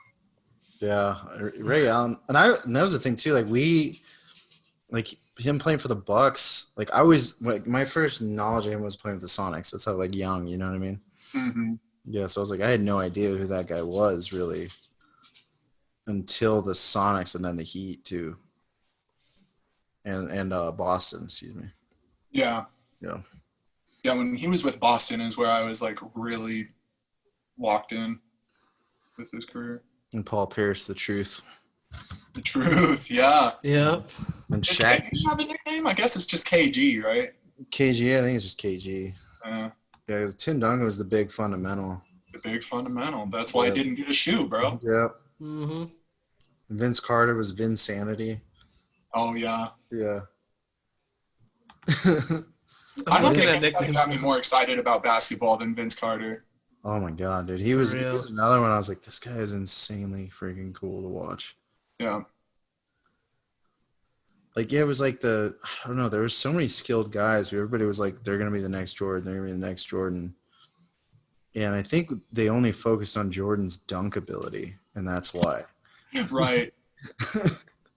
Like they just never it's like casual people or marketers. I feel like marketers are the biggest dumb shits in our country. Right. like they just like they get the surface of things and that's it. Yeah. Right. They're going to latch on to that one little detail. Yeah. Yep. They're like that guy at I honestly feel like the people who became marketers are like the guys who like repeated the joke in class and like got the laughs. You know what I mean? Right. I feel it's like marketers were the ones that were like they were pretty smart, but they didn't apply to themselves in high school, so they didn't go to college. But then now they're like, they after pyramid scheme after pyramid scheme, they became an actual marketer. Yep. Work their way up through the pyramid schemes. Yeah, dude. That's funny, man. It's like fuck Amway, I'm doing this now. Oh, that's good. Yeah, I've gone Cutco to Yeah. Amway. Yeah. Avon, like I'm done, dude. Yeah. like Tracy McGrady, next Jordan. Vince Carter, next Jordan. Next Jordan. Even in was football. Any talented like shooting guard at the time. Mm-hmm. Mm-hmm. Tracy McGrady was bad, man. I mean, like, even for, like through the you never heard like anybody's like, oh, it's the Nest Magic, next Pistol Pete, next George Gervin, next Dr. J. No, He's the Michael Jordan of hockey. Yeah. Oh yeah. Which was stupid. Like lacrosse, they advertised Gary Gate as the Michael Jordan of lacrosse. Really? Yeah, they always I said didn't that. know that. Yeah, and for those who don't know, Gary Gate was the shit, and his brother Paul Gate as well. Like they were both brothers, immensely good lacrosse players. They're MLL, right? MLL and then NLL, both. I never seen a lacrosse game in my life. Holy shit, so fun. Oh really? Mm-hmm. Yeah, lacrosse is fun. I like indoor lacrosse. I like watching. Box lacrosse is a lot of fun too. That's Eddie Vedder. Yes. Bill Murray. Bill Murray looks confused. When the world opens back up, we gotta go to a lacrosse game. Down. Dude, Oprah? Is that Oprah? They're all Mhm. Chicago fans too. That's right, 'cause her production studio's in Chicago. Mm-hmm. That's Dude, like I didn't even think that Bill Murray was going to be here. I didn't even consider it. he helped save the world with Space Jam, bro. Bro, Yeah. put that in our episode. Special guest Bill Murray. Makes an appearance Cameo. an hour and 8 into it. Yeah. Yeah. We're really gonna get some cease and desist letters. I fucking love Bill Murray in Space Jam, man. He's just like, whoa, whoa, whoa. I don't do defense, bro. He was like talking to Larry Bird too. He's like, you think I got a chance? He's like, no. Yeah, when I was a kid too, I didn't know who Larry Bird was. I thought he was just an actor from Space Jam. So did I. Yeah. Oh, that's funny. Yeah. See, I didn't know who Bill Murray was when I Yeah. saw that movie. And you're like, oh, the basketball player? Yeah. I think because like out of like all those like basketball players acting, I'm like that one I think is probably the best one. Outside of like KG lately and new one with Adam Sandler, Uncut Gems. Uncut Gems. Yeah. Oh, that's such a great film. Yeah. But I was so stressed out the whole time. Yeah. Um, You guys aren't big Kazam fans? it's a Shazam. No. I love that movie, dude. Like Shaq. I mean, like I'm not saying like he hasn't done like bad movies, but like as far as like if we're talking like culturally just changing the world, like Space Jam was nuts, dude. To the point where like now they're like, LeBron, when's your Space Jam coming out? Yeah. Did you see they just released his the jerseys? For Yeah. Space Jam? Really? Yeah. Yeah, they look cool. They're very like new, very Ooh. colorful. And like I can't think of like one of the ages outside of like Amazing Grace and Chuck, and that was Alex English. And like this kid's trying to stop like nuclear holocaust basically, and like gets the players to like stop playing sports in order for them to sign an armistice, dude. What? Yeah. Jesus, man. That's at least that's how I remember that movie. You know, I feel like Shaq could be a great comedian if he applied himself into the art of comedy. That dude can do everything, dude. He's just naturally gifted. Yeah. He's a fucking cop too, dude. Yeah, he's fucking funny, dude. He'll make you laugh while you're getting arrested. Yeah. Yeah. I was like, oh my god, honey, I just got pulled over by Shaq. Right. Him and Chuck on that NBA TNT show. Oh, yeah. Oh, yeah. They're so funny. When they're Yeah, wrestling each other too and shit, like they'll like actually. Oh, look at those fans. That's dope. Man. And not that. I mean, that I'm just like so nostalgic right now for live sports with crowds. Me too. Me too. Yeah. I attended a WWE event through Zoom. Ooh, Oh, did you? I need to hear this. Yeah. SummerSlam It's tonight? called. Is it Sunday? Yes, it is on tonight. Okay. Yeah, it's on tonight, and you can attend through the Thunderdome. That's what they call it, the Thunderdome. Nice. So, like, you see monitors surrounding the arena. It's sick. That's rad. Yeah. WWE branding either like nails it or does not nail it. Yeah, for real. It's 0 to 100. Left field. When they first, I think that was the one where when they first started doing it without crowds. I was like, man, some of these guys, like, I really was like, they don't know how to go from like tone it down. Because they were still like acting so theatrically, and it just was not working without the crowd. It looked like an Eric Andre show, like episode, bro. Yeah. They never stopped, right? Like No. During the whole. I mean, we're all not even leaving our houses. Yeah, and they were still doing it. On WWE Raw. Bro, like Vince McMahon, like Owen Hart died in one of his shows, and he kept the show going, bro. Yeah. Like, I think that's what we forget. Like, it's not sports, it's theater. And in theater, the show must go on. Yeah, for sure. For sure. Like, you got a guy whose lungs are collapsing on the floor. He's like, fuck it, let's get this show on the road. All right, stick to kayfabe. Stick to kayfabe.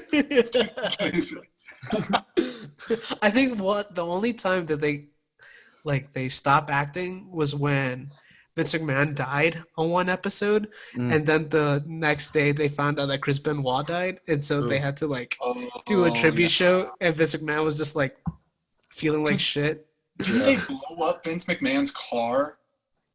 Yeah, like in that episode, something like that. And he regret it.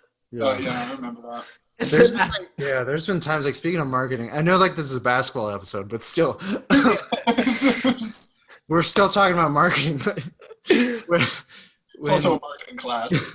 When Vince, like, whenever they did, like, it was like post 9/11, and then they had like everyone was like a terrorist at some point too. Yeah, it's almost like I was like, dude, no fucking chill, bro. Yeah. But I admire that fucking ambitiousness as a businessman. Would be like you just did, like say, like, you go to Pittsburgh and like they're wearing like Roethlisberger jerseys and they're like, we're gonna rape this girl in front of the whole fucking stands, and then The Rock comes in and saves her. You know what I mean? It'll be shit like that, and you're like, what is he thinking, dude? But it's great. Yeah, and that's kind of what I mean by, like, they either hit or they are genius in it. You know? Yeah. She's about to give an abortion in the ring. No, and it's like that one time that Triple H was acting like Kane having sex with a dead woman in a funeral. Oh. Yeah, and everyone was like, "Yo, I don't like that." Yeah, that's not gonna do it. I'm 10, Vince. I can't be watching this. I do think that's the only thing where, like, I will say, like, when some people are like, hey, like, can we get like politics and stuff out of sports sometimes? Because the marketing people fucking bungle it so bad, dude. Oh, yeah, for sure. It's so tone deaf, and then like people are watching it like, that's your message, okay. Bro, like, even with video games, like with 2K20 during like the Black Lives Matter protest. That vigil when they had their I was like, I'm just trying to distract myself playing a video game. Now I'm sad again. But like that one was like more than any. I was like, dude, it's like there was people in the streets protesting, and they had a protest in the game. Oh no, I didn't know that. In the game, where like people were just marching in the game with T-shirts you could download from 2K. Yeah. Oh, bro. That's what I'm talking about. I'm like, real. Oh my god, dude. Like, do you imagine, like literally, if you're just like going back and like all of history, we're talking about like how we protest, like go out and do it. Like all these people have fought for our rights, and you down the road, they're like, Grandpa, what was it like during the Black Lives Matter protest?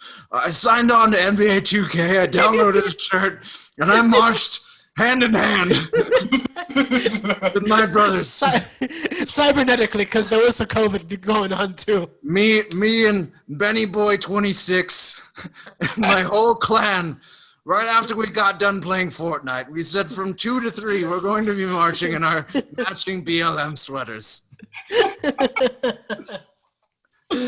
Oh man, what a crazy time! And we were hosed down by electronic water as well, by the electronic cops who told us to go home. Oh man. Like, what? You're so brave, Grandpa. Wow, you're so brave. Because like you guys, you two actually put foot to pavement. You two, I know for a fact you guys did. Like, actually went out and did something. Like, so like I'm like playing a video game. I'm like, oh yeah, me too, Yeah. dude. Yeah, me too. Solidarity, bro. Oh my gosh. I wonder how awkward it was being a Proud Boy playing NBA 2K. Oh.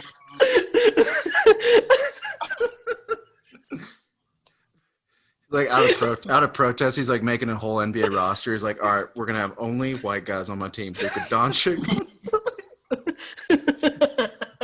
And they can only wear black and yellow polos. Oh my god. Like designs this whole team. Yeah. Oh man. Oh man. There's like the opposite end of the spectrum, like people who are just like lazy, like slacktivists, and then people who go way overboard to do something like so innocuous, like put so much time and effort into it. They're like, I'm gonna make the most racist NBA live team ever. Damn, bro. And just name every player after every Confederate soldier. Yeah, it's like hey, like perfect beards and the whole nine. Yeah. Yeah, there's Puerto Rico count as the South. I don't know. What do we got here? Okay. We're Central. We're Caribbean. I mean, they're still racist as shit, but like they're Central. Oh man, but that's the thing. I think all Latinos are all like racist, but like it's like in a joking way, but it's still like not like good. But you know what I mean? Like I would not take them to a professional meeting with me, like a cousin of mine. Because basically Puerto Rico is like the Alabama of like the Caribbean. Yeah, dude. Canceled. Never heard that before. Yeah, for sure, dude. Yeah, dude. Racism's still alive. They're very like religious, and they fuck each other's cousins. Like it's just. How do you say roll tide in Spanish? I don't know. I don't think we have that term in Spanish. We're gonna bring it, dude. Yeah. Are you gonna Google Translate it? Yep.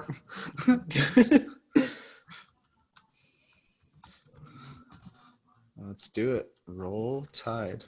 I really love this episode, by the way. Maria Rodante. Man, you said that with gusto. Yeah. Gusto. Like all in Puerto Rico. Maria Rodante. Hell yeah, dude. They need We don't even roll our R's over there, bros. Maria Lodante. They pronounce it with Lodante. Let's see this phrase. Nick Saban es la mejor. There we go. There we go. I like that one. Yeah, that was a good one. Yeah, let's see this one. Castaño rojizo chupa la polla de burro. You lost me.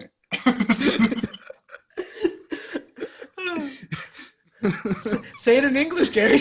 Yeah, can I get that one retranslated? Auburn sucks donkey dick.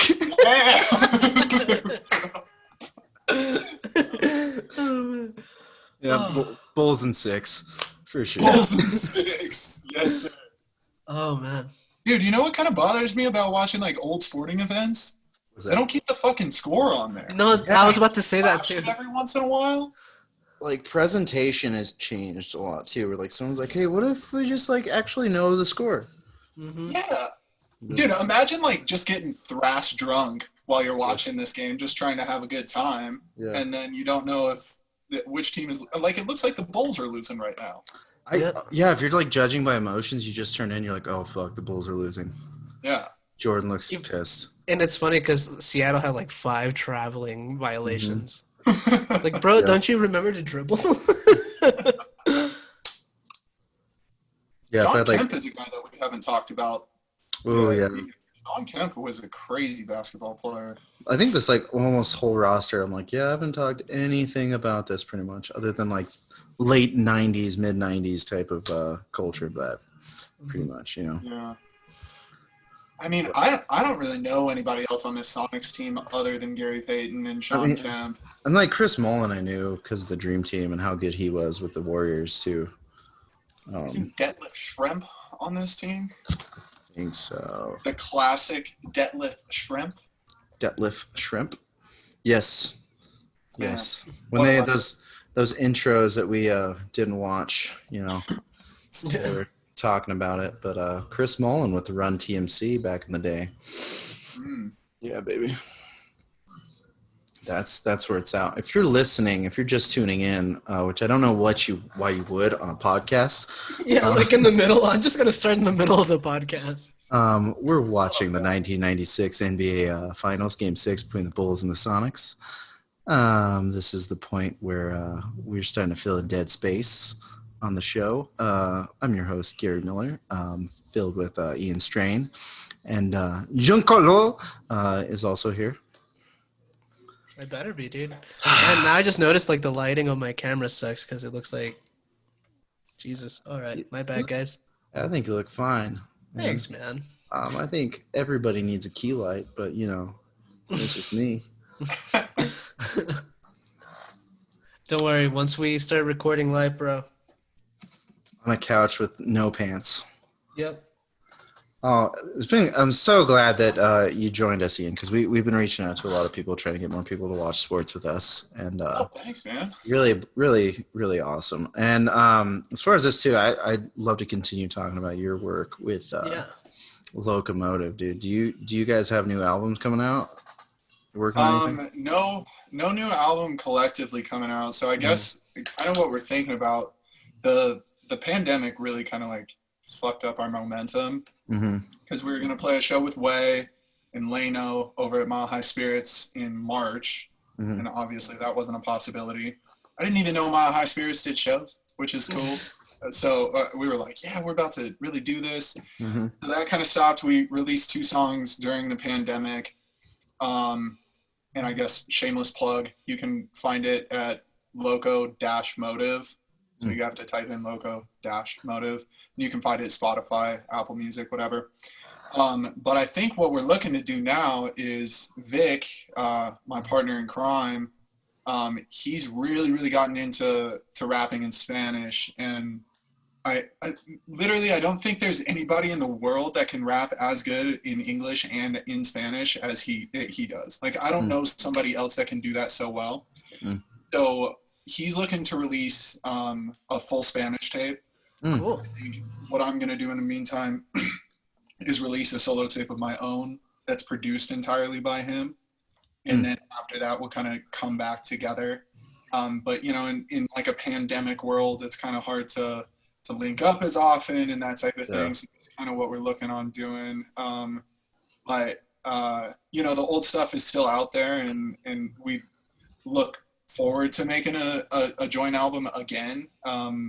But I think in this period of time, we can kind of just like promote each other and do that type of thing and get back to it when, you can go back to regularly playing shows and like doing that type of thing.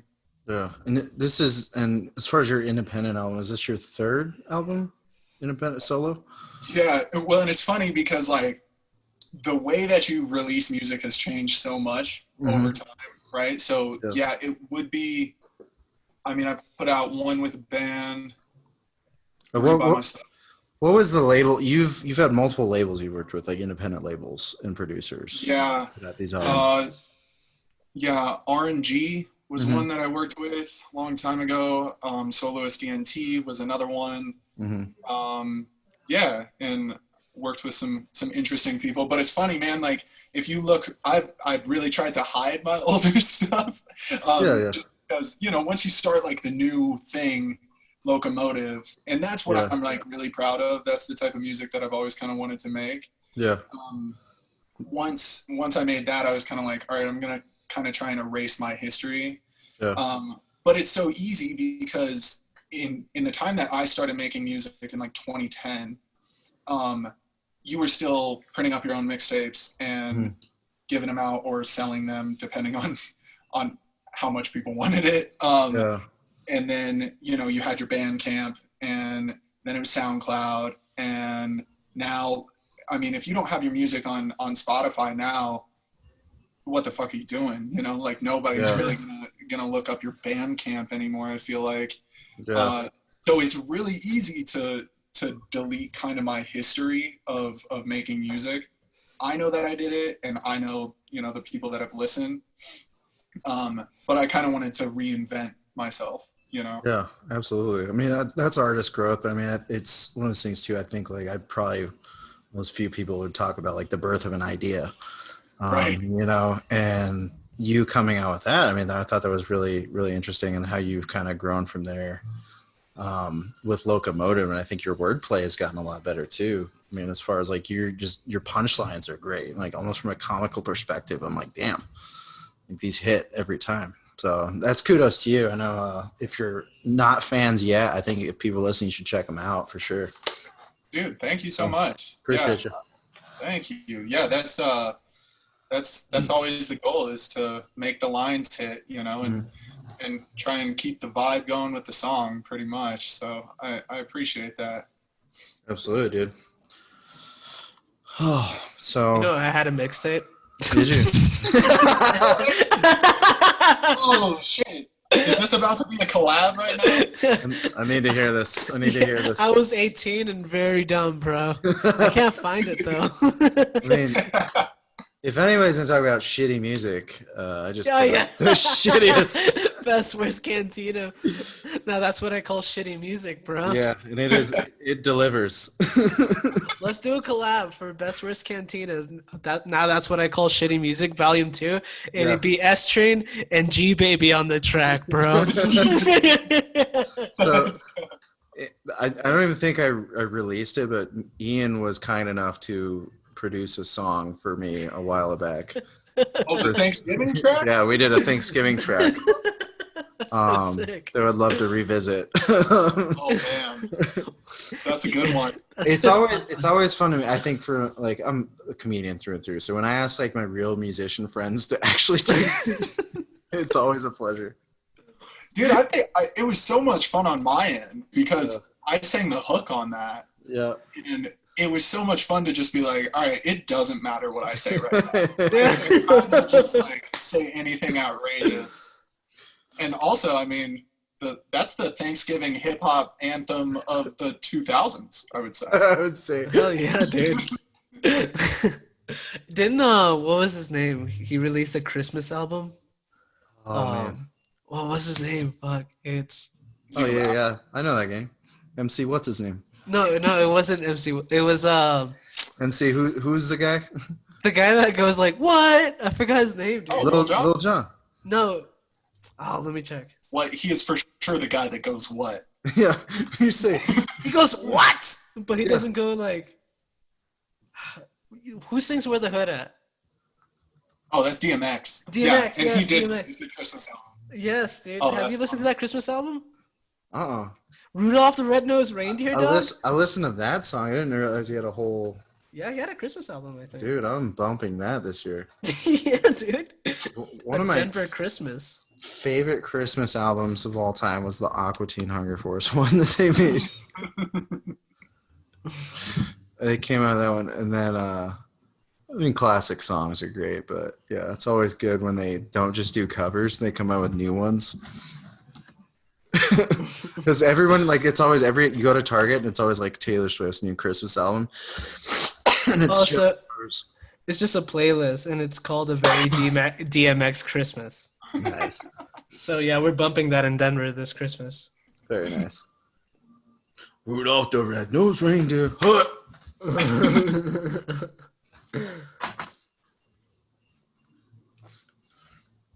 This is typically how we mostly watch sports anyways. It's like, oh yeah, that's cool. What else is going? Like we already know who won. That's the best part, dude. Yeah. That's when it's gonna get real surprising too. When you're gonna be like, all right, what are we watching today? Something you've never seen before. Yeah. Yeah, when you can do a live event, I guess. Mm-hmm. SummerSlam, boom. Oh yeah. Boom. Yeah. I'm down, bro. They won't Yep. let it, like they won't allow us putting it in our video though. No, absolutely not. Dude, look at the outlet pass by Rodman. Mm-hmm. That was insane. I think what was that pass that Russell Westbrook had last year, or I think it was last year or 2 years ago. We like passed it through the dude's legs on the court. Oh, that's fire. I don't know if I Yeah. saw that. It was incredible. He's got the balls to do something like that, though. Yeah. Mm-hmm. See, man, like, you look at this old basketball, and, I mean, it's more physical. They hit their mid-range jumpers, whatever, but those threes do not sink like they sink No, today. that's what I was like. Oh, that's an easy shot, and they miss it. I'm like, wow, Yeah, like, really? Luka was open for those threes, and there's been several, and he's just flanked them. Yeah. I mean, people go cold or whatever, but, like, Yeah. Well, it's like when you watch, I think it was they talk about Jordan's like 6-for-6 game is like super amazing, and like dudes are hitting that all the time now. yeah, I mean, Donovan Mitchell was unconscious the other night against the Nuggets, Mm-hmm. and I'm sure he hit 6 in that game. And I think that's one of those things where I think you can make the argument like, yeah, these players have gotten better. Yeah. You know, if they really like study this game the way like, you know, study most things, yeah, they're going to improve on it. You know what I mean? It's almost like saying like, do you think science has improved since the 1900s? Yeah, because it's like in every sport, everything's like progress, big time. Yeah. Yeah. Like if you, I mean, except for baseball, man, because they took away steroids. Mhm. But like, old days, like, it was home runs after home runs back then. Now it's like, oh, that's Yeah. pretty nice. I mean, like when they're like, who do you think would win one-on-one, LeBron and Jordan? I'm like, I think Jordan's the greatest of all time. And I'm like, dude, I think LeBron would punk him one-on-one. Yeah. You know? Because it's the times. You know? Yeah, that's just me though. But That's like asking who will win, Dan Severn or like George St. Pierre. yeah, it's the same. Yeah, same shit. No, it's close, but Yeah. there is like a toughness factor to like the older athletes because you know there's always rules put in to make it so it's like not as dangerous or whatever. Mm-hmm. But, like, all respect to that.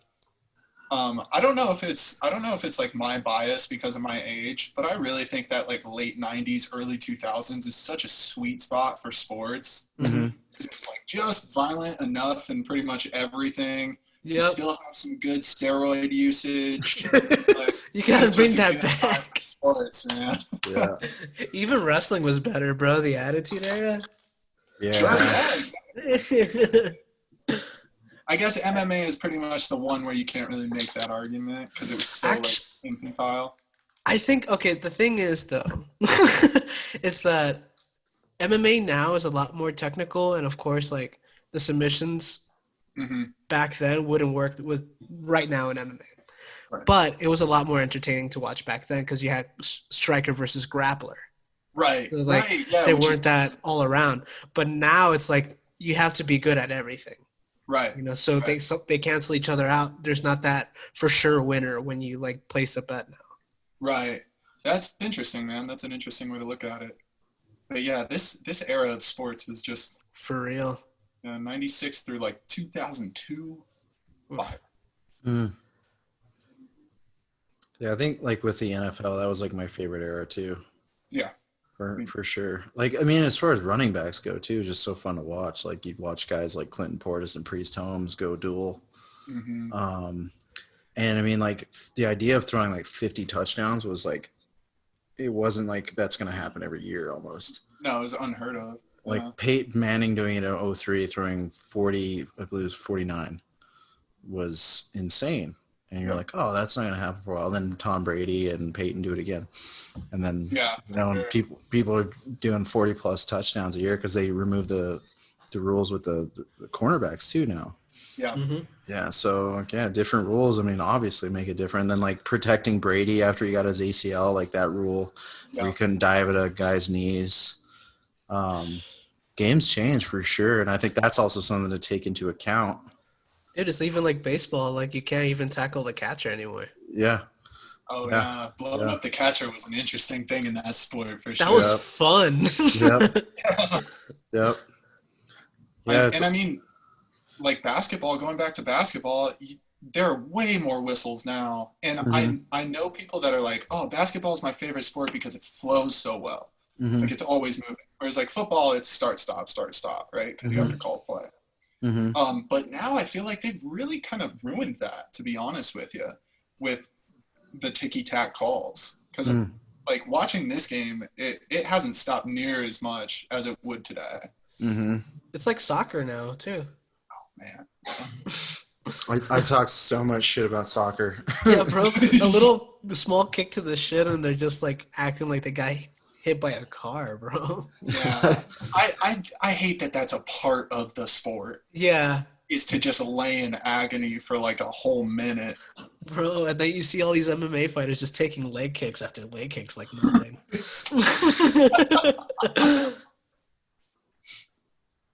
Damn, we're in the fourth quarter now.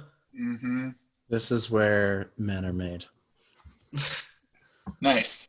Nice, dude. Yeah. That was really intense, Gary.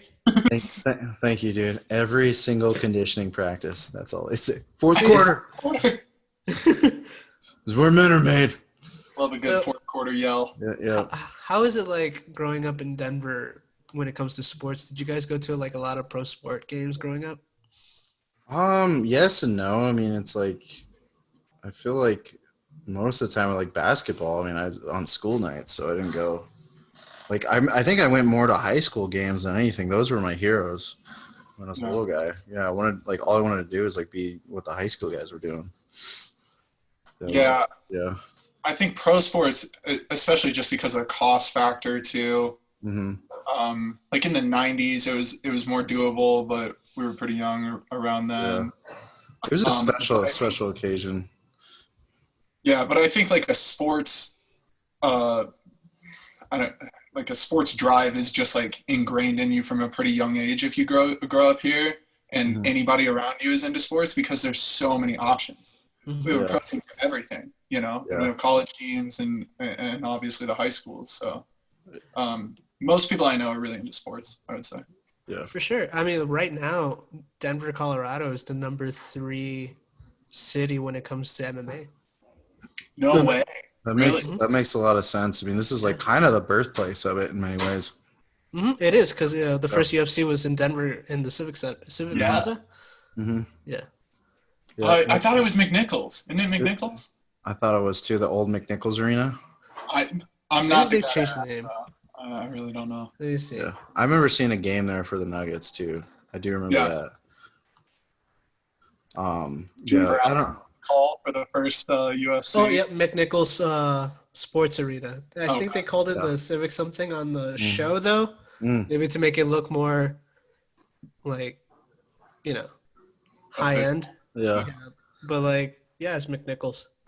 I mean, like every sports town, I really like when I go to a new town and like learn about the sports and stuff. And from like top to bottom, I think it really influences like Chicago basketball.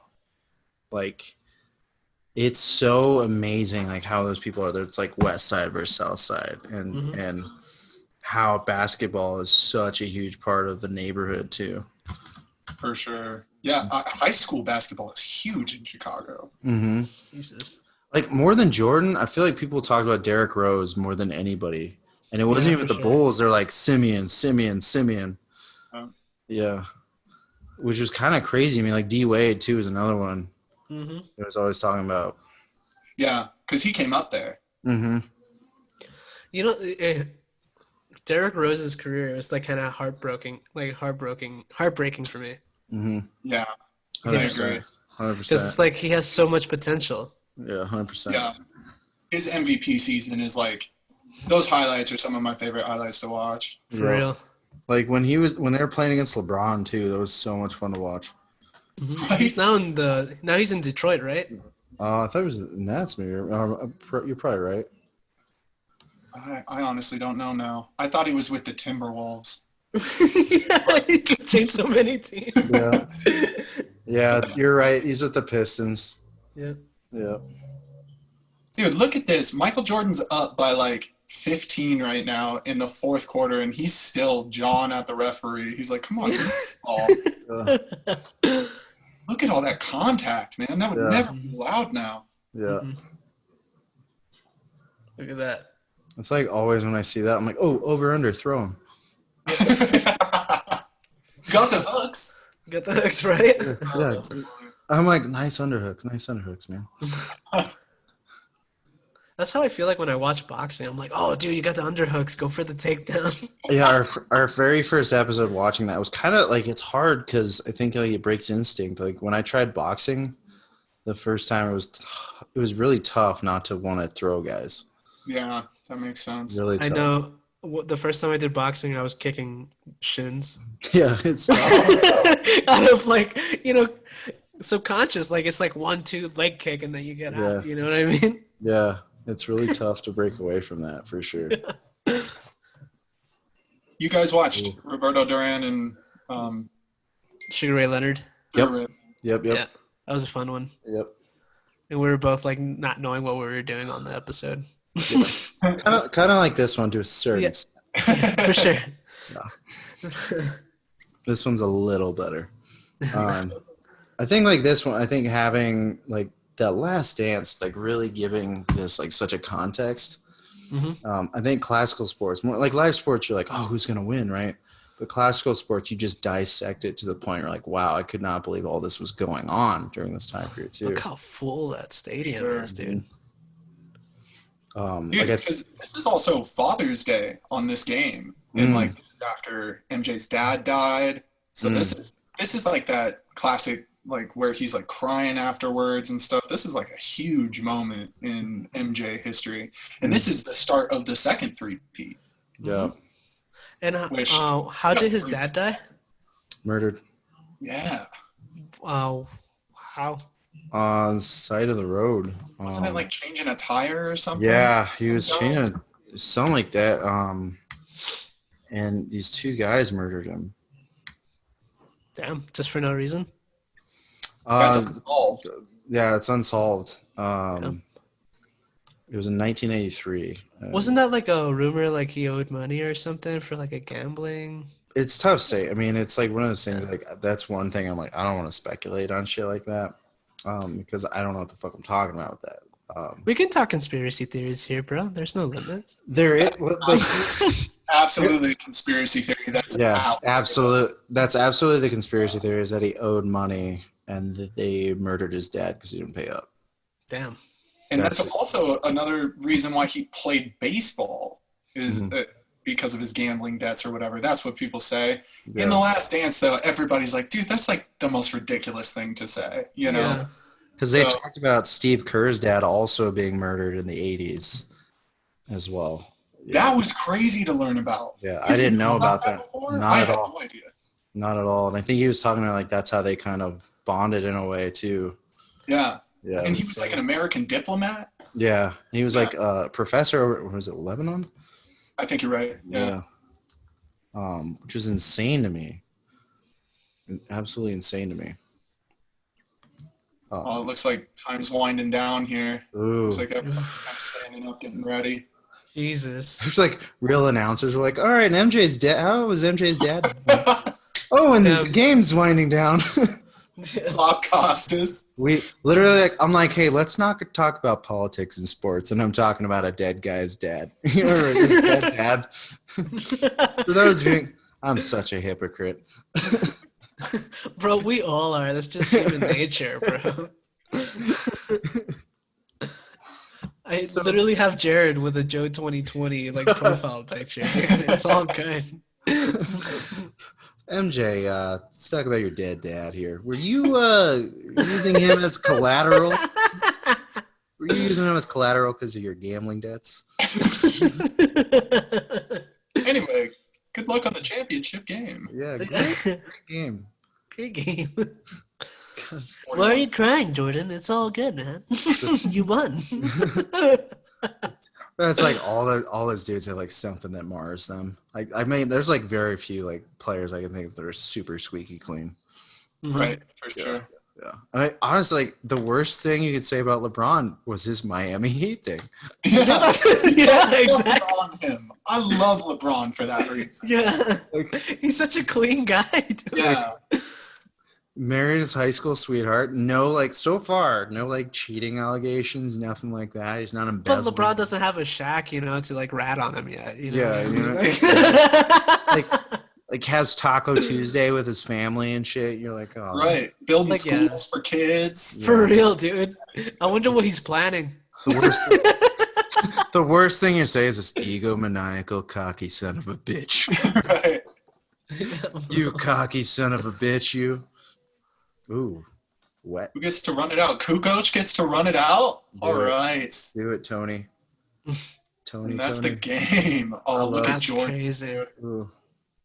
That's insane. And that's crazy. That's a Whenever- It's emotional to watch. Whenever they have like storming the court like that too, I'm almost like, oh, super anxious too. Yeah. Oh, yeah. I don't like that.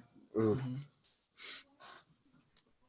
Get George Karl out of here. George Karl still doesn't come say hello. And he's like, hey, I'm so sorry about the restaurant right now. I'm sorry, dude. I had Hello. I got there rigatoni and I got diarrhea, and that's all I was thinking about was where the shitter was. Yep. Didn't see you. It was poorly lit, and I don't want to sound like a racist, but I couldn't see you. Okay. Oh, that's too funny. Man. That's insane. Look at like the drive here. Jordan's just like, yes, man. It's like, all right, two more. He even celebrates the best. Like Yep. Him and Tiger Woods, I think, have had the best celebrations in all sports history. Yeah, for I sure. love that you talk about Tiger Woods in every episode, Gary. I love Tiger Woods, dude. How can I not, dude? We had to go for the golf episode for sure. Because Gio said the one thing he doesn't want to do is a golf episode, and I said, no, we're doing a golf episode. Don't invite me for that one. he thinks we're not going to do a NASCAR episode with Dell, dude. Oh. Dale Jr. or Hell yeah. Dale Sr.? Dude, fuck it both. I don't give a shit. Oh, there we go. We raise hell and praise Dell around here. We man. ride our bicycle and cheer for Michael.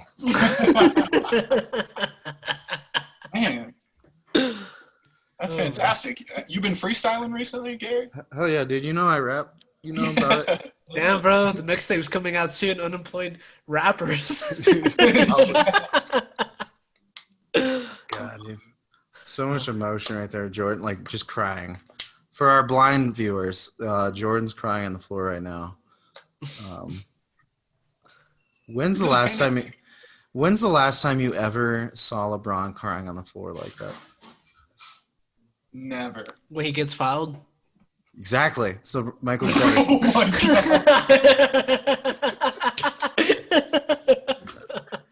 God. Man, that's the joke of the podcast right there.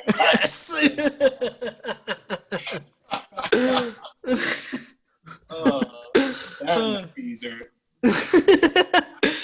So, S-Chain, before we wrap this up, is there anything you want to promote? Instagram, everything? Yeah, I guess the Instagram is Vic and Train Go Loco. So that's kind of where you can keep up with everything. Spotify, Apple Music, just search Loco-Motive. If you follow us on Instagram, though, you can find it through the bio, all that good stuff. Not really anything coming out soon as far as Loco-Motive is concerned, but we might have some solo stuff coming out. But if you haven't checked out the old stuff, I recommend it. It's like one of the most fun things I've ever done in my life, and I'm actually really proud of it. So Hell yeah, man. It was awesome having you on. It was a great conversation. Great to shoot the shit with you, man. yeah, thank you guys so much. I really appreciate it. This is Thank a you. fantastic idea. Thank you. Thanks. Doubles. All right, buddy. Want to close this out, Gary? Catch you on the flip side, bros. Bye.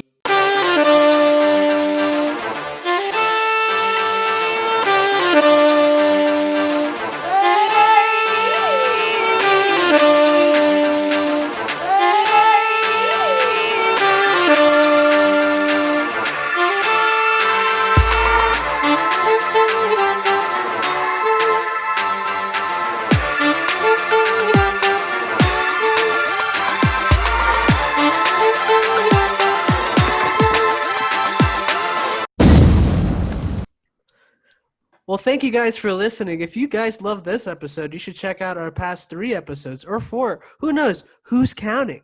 But if you like that, please visit our past episodes. Check out bestworstcantina.com for more content. And see you soon or next week or whatever. I'm new at this. Stay unemployed. See you unemployed.